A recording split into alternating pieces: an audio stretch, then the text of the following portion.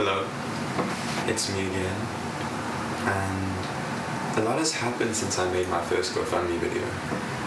Wait, this is serious, so let's use...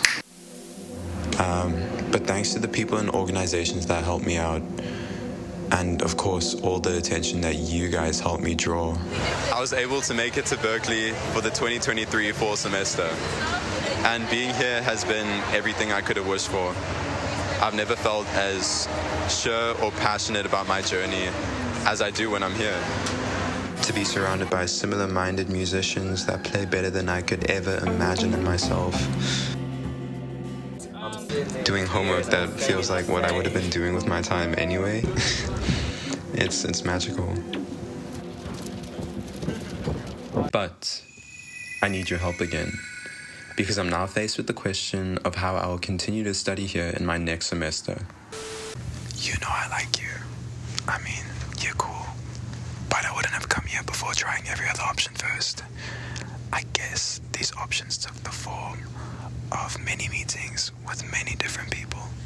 Number one was the Vice President of Berkeley and the co-founder of the Black Scholars Initiative, who I had heard faced a similar situation to mine where he himself studied at the school but couldn't afford to fund his next semester or living expenses. And in this meeting we shared honest words of relation, and he encouraged me to keep going down this path, even referring me to someone in the financial aid office who would help me find a solution. So, number two, the financial aid office. Through meetings with the VP of Financial Services, we brainstormed ways that I could appeal to the school for more funding. And this was supported by recommendation letters from all my professors.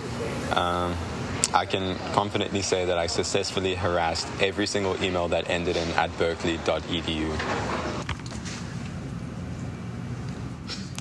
We looked into a fund for African students that we later found out would not be able to help me. So then, they encouraged me to ask my fellow South African students about their sources of funding, because that would pretty much be the only way I'd be able to keep studying at Berkeley. Thus, number three. Even knowing that I left no stone unturned back home, I went onwards to speak to the South African students, Kara, Kensani, Lumanyano, and Kanyi, who all at some point faced a similar situation with no idea how they would get out of it.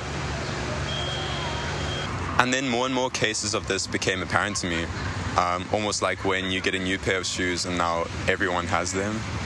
International students, even after having their origin stories and financial backgrounds considered, get accepted at schools like Berkeley with insufficient financial aid, but it's still an offer that they can't refuse.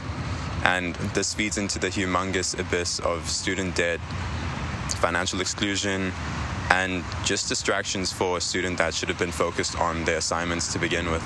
So here I am again, now next to an even bigger TV, asking you for your help now to keep me at Berkeley, because any donation, no matter how small, will go a long way in helping me cover my spring semester tuition. But also, any repost or share to an important Berkeley faculty member or anyone from anywhere will go a long way in prompting movement and standing in solidarity with students everywhere that are pushing for a level playing field. This is why the names of donors and reposters will be added to a petition of support, which will be updated frequently.